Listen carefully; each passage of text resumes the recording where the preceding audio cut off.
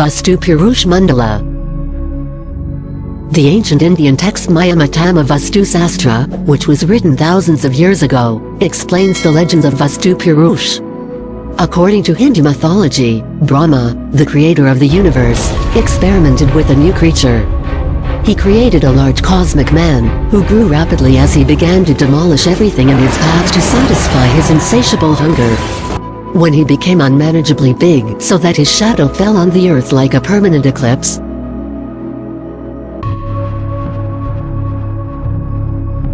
the gods Shiva and Vishnu begged Brahma to do something before this creature destroyed everything.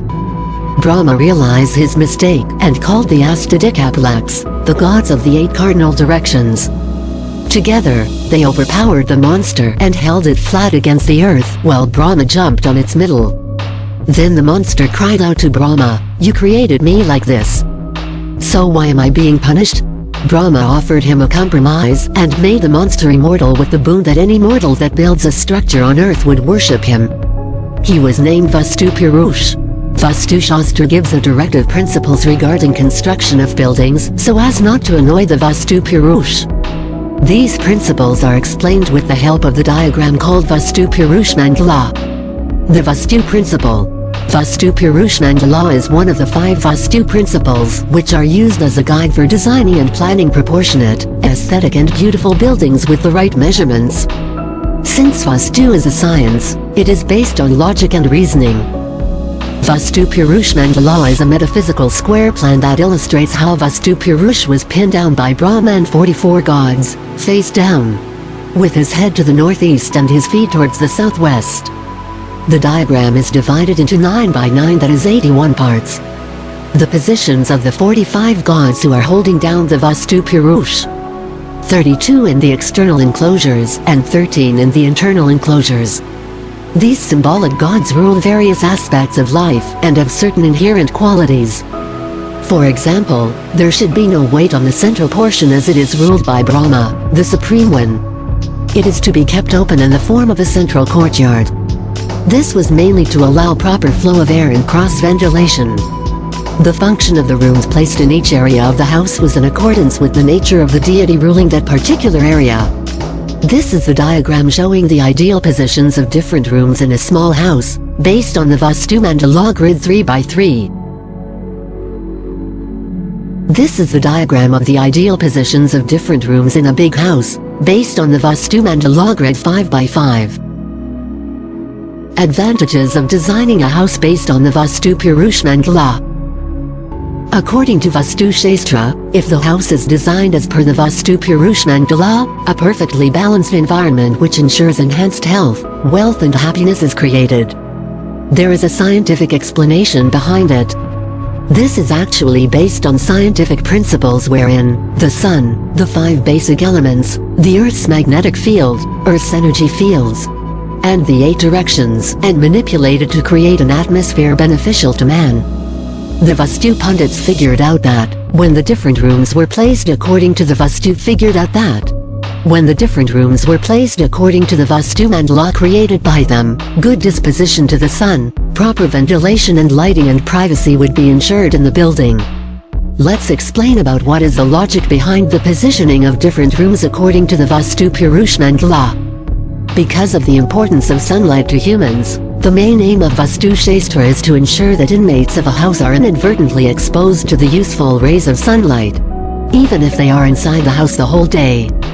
But during the day, people perform different activities in different rooms at times, and the sun's position keeps changing from sunrise to sunset. So to ensure that the inmates get exposed to sunlight constantly, each room should be positioned so that it faces the sun at the time of the day when it is most likely to be used. The 24 hours of one solar day are divided into 8 parts which are associated with the 8 cardinal directions.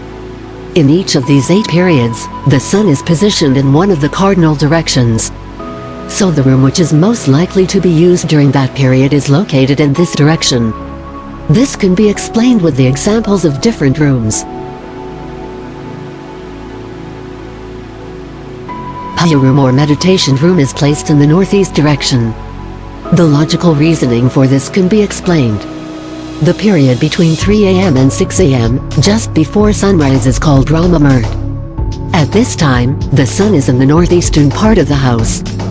These hours are ideal for yoga, meditation, or study as it is very quiet and peaceful.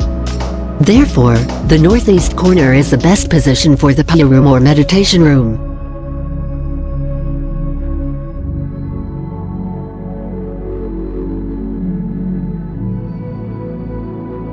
Bathroom, doors, windows is placed in the east. The logical reasoning for this can also be explained. From 6 a.m. to 7:30 a.m., the sun is in the eastern part of the house.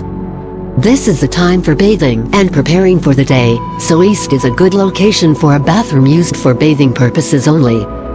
In addition, there should be lots of openings and no obstructions in the east so that the beneficial ultrasound rays of the morning sun will engulf the house.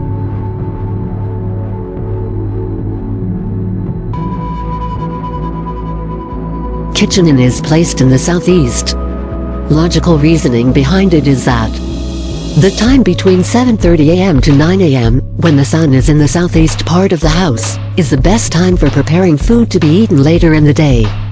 Therefore, the kitchen can be located here as the UV rays of the sun will keep the kitchen counter free from germs that spoil that food.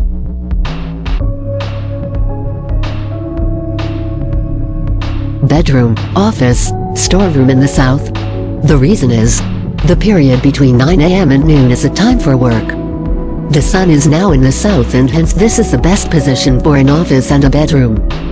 By noon, the intensity of the heat is high and so the south is ideal for storerooms that need to be moisture-proof. Master bedroom, wardrobes in the southwest.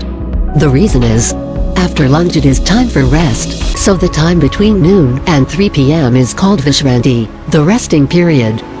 The sun is now in the southwest section of the house, and so it is the ideal location for a master bedroom and the wardrobes should be kept on the west wall to reduce the heat. Children's bedroom, study room, toilets in the west. The reason? The period between 3 p.m. and 6 p.m. is the time for children to study. The sun is in the west and this is the best location for a children's bedroom or study room. Since the west gets very heated up, it is beneficial to have less used rooms like toilets which serve as buffers to the heat.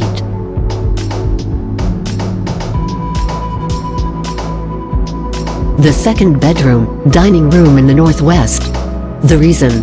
The time between 6 p.m. and 9 p.m., when the sun is in the northwest part of the house, is the time for eating, relaxing and sleeping.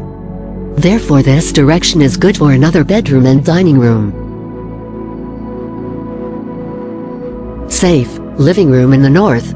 The reason? The time between midnight and 3 a.m., when the sun is the northern section, is the time of darkness and secrecy. The north is therefore the best place to hide valuables and to keep them protected.